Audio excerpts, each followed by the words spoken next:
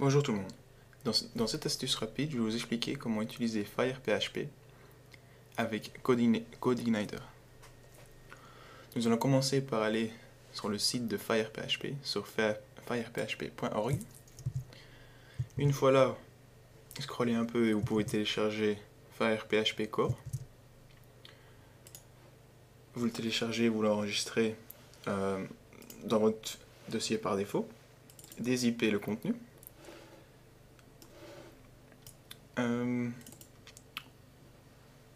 On ouvre le dossier FirePHP Core et on va utiliser celui-ci, firephp.class.php. Il y a aussi une version PHP 4 qu'on va plus utiliser maintenant. Donc, on va renommer le fichier firephp.class juste en firephp. Et maintenant, c'est ce fichier-là qu'on pourra utiliser en tant que librairie dans CodeIgniter. Donc, ce qu'il faut maintenant, c'est une installation de CodeIgniter. Pour faire ça, je suis dans mon dossier site. Je crée un dossier CodeIgniter FirePHP pour l'exemple ici.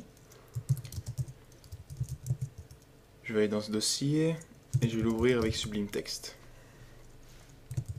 Une fois dans Sublime Text, je peux utiliser Fetch pour télécharger CodeIgniter et il va le télécharger et l'installer dans ce dossier ici. Une fois que c'est fait, comme ceci, on peut aller dans Firefox, dans notre localhost /ci firephp et nous voilà dans une nouvelle installation de CodeIgniter. Donc, ce qu'il faut faire maintenant, c'est installer FirePHP dans CodeIgniter. Donc c'est tout simple en fait, il faut aller dans le dossier application puis librairie et c'est ici que nous allons ajouter notre librairie de FirePHP qui est simplement une classe en fait. Pour faire ça, soit si vous avez le plugin de Netuts Fetch, vous pouvez le créer depuis ici. Donc on va faire ça, on va créer un fichier qu'on va appeler firephp.php et d'ici on va faire un fetch de notre FirePHP. On sauvegarde et c'est fait. Tout ce qu'il nous reste à faire maintenant, c'est ouvrir notre fichier autoload et lui dire qu'il doit charger cette librairie automatiquement.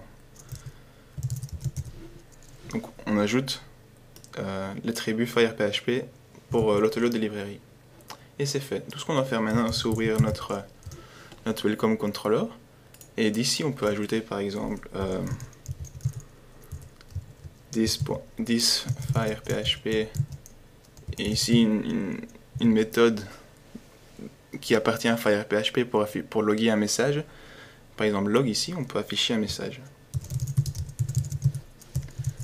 Si maintenant on retourne dans Firefox et qu'on recharge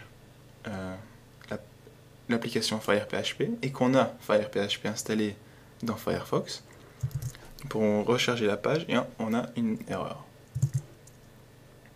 Qu'est-ce que j'ai fait? Ah, j'ai oublié un point virgule. On recharge et nous voilà avec la même page, rien qui a changé, mais c'est dans notre console qu'on a maintenant notre message.